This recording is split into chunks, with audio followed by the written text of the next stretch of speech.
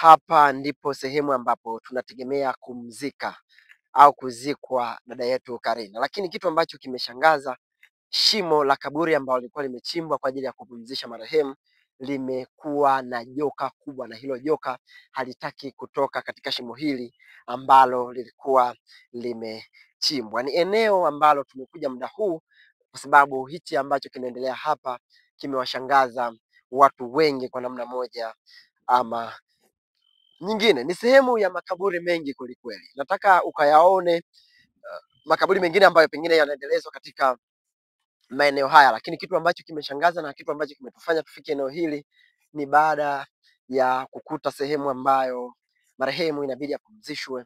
Kaburi hilo limekuwa na joka kubwa kama mnavyoona, ni mkabala wake hapa, ndio sehemu ambayo tunategemea marehemu hajapumzishwa. Sasa nataka nikakuoneshe joka lenyewe ambalo lipo ndani ya hilo shimo ambalo marehemu Karina inabidi apumzishwe siku ya kesho. Kwa wewe ambaye hujasubscribe na ni mara yako ya kwanza, basi nikuombe chini ya video hii hapa utaona maneno yameandikwa subscribe, bonyeza hayo maneno kisha alama ya kengele. Ukifanya hivyo utakuwa umejihakikishia kuwa mwanafamilia hai. Ni eneo ambalo wengi wameshangaa na wengi wamejiuliza kwamba kwa nini hichi kinachoendelea kinaendelea. Imefika kipindi sasa maswali yamekuwa mengi. Haya ni maeneo ya makaburi ya Wakristo, kwa hiyo naenda kukupeleka moja kwa moja maeneo ya makaburi ya Islamic, nikiwa namaanisha kwamba Waislamu. Ni kitu gani ambacho kinaendelea kwenye hilo shimo na hilo joka linafanya nini katika hilo shimo? Basi kuwa nami mwanzo mpaka mwisho. Lakini pia nikuombe, kama hujasubscribe na ni mara yako ya kwanza, basi chini ya video hii utaona maneno yameandikwa subscribe. Hakikisha unabonyeza hayo kisha alama ya kengele. Ukifanya hivyo, manake utakuwa umejihakikishia kukutana na yale yote ambayo mara kadhaa na mara zote nitakuwa na kuwekea. Sasa haya ni makaburi ya Wakristo.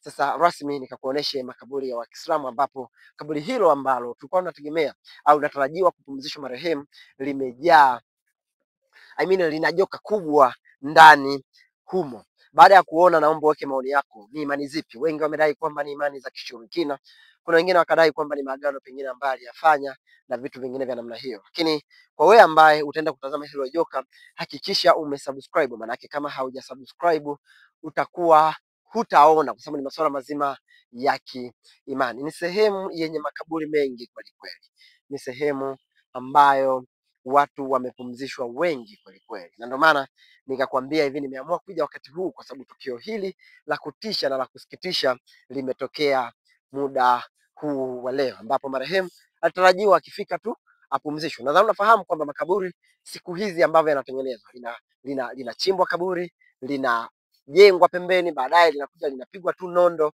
kwa ajili ya kufunikwa na vitu vingine kama hivyo, kwa sababu unafahamu kwamba mazishi ya marehemu huyu ni mtu mkubwa kidogo, kwa hiyo hayawi yale ya kufukia na maudongo na vitu vingine. Ndio maana ili kaburi lilikuwa limeandaliwa ili akifika tu aje apumzishwe, lakini mwisho wa siku yameweza kutokea haya yaliyotokea. Ni eneo ambalo kama ambavyo unaona, hili ni lango pia la joka hilo ambalo wakati huu naenda kukuonesha, ambalo limeweza kujaa kwenye hilo shimo ambalo ilibidi marehemu apumzishwe siku leo. Nikuombe kwa wewe ambaye ni mara yako ya kwanza na haujawahi kusubscribe, tumeshaingia kwenye makaburi ya Waislamu kama ambavyo unaona, na ndio huku ambako pamechimbwa. Twende sasa ukatazame ni kitu gani ambacho kimeendelea huko. Tumeingia kwenye himaya hizi za makaburi ya Waislamu kama ambavyo unaona. Kama hujui, makaburi ya Kiislamu waga hayana misalaba wala hayana nini kama ya Wakristo. Kwa hiyo tumeshaingia sasa. Nataka nikakuoneshe ni namna gani ambavyo joka hilo limejaa katika shimo hilo ambalo pengine marehemu Karina Hawa ilibidi apumzishwe siku ya kesho mara tu baada ya kutua nchini, baada ya kutoka India. Haya ni makaburi yote ya Kiislamu. Tunaingia sasa, tunakaribia kwenye hilo joka ambalo limejaa kwenye hilo vitu vingi vimejaribiwa kama vile kupigwa sumu, lakini mwisho wa siku hamna kitu ambacho kimetokea. Vitu vingine pia wamejaribu kuwasha moto, lakini mwisho wa siku hamuna kitu ambacho wameweza kufanikiwa. Kiufupi, joka hili ni kama joka mtu, yani limetumwa, kwa sababu halitoki kwa namna yoyote ile. Joka hili halitoki. Sasa tukatazame sasa. Ndio hapa sasa tunaingia rasmi. Ni makaburi mengi kweli kweli bandugu, kama ambavyo unaona, mengi yamejengelezewa kama ambavyo unaona, lakini kwa pale mbele ndo sehemu ambapo kaburi lilikuwa limechimbwa na marehemu kwa ajili ya kuja kupumzishwa, kama ambavyo unaona kichaka kile pale mbele. Kwa hiyo ndo sehemu pekee ambayo anaenda kupumzishwa. Kwa wewe ambaye hujasubscribe hautaona, sasa hivi ni usiku. Haya maswala ni maswala mazima ya kiimani. Kwa hiyo nikukumbushe, kama ni mara yako ya kwanza na hujawahi kusubscribe, basi hakikisha umesubscribe. Lakini pia kama una majini, mapepo, laana, nuksi, hautaweza kuona, kwa sababu tunafahamu kwamba ndugu zetu Waislamu na majini ni vitu pete na kidole. Kama muongo basi huenda labda hujasoma dini vizuri, kwamba Uislamu ni nini. Kuna majini mahabus, kuna majini na vitu vingine vingi sana ambavyo vipo. Nikukumbushe, kama hujasubscribe basi hautaona. Kwa hiyo chini ya video hii utaona maneno yameandikwa subscribe, bonyeza hayo kisha alama ya kengele. Nadhani unafahamu kwamba Bwana Yesu Kristo aliweza siku ya Ijumaa Kuu ambapo aliweza kupaa mbinguni, siku ya Jumapili ambapo aliweza kuelekea mbinguni. Wakristo wanasema alisepa.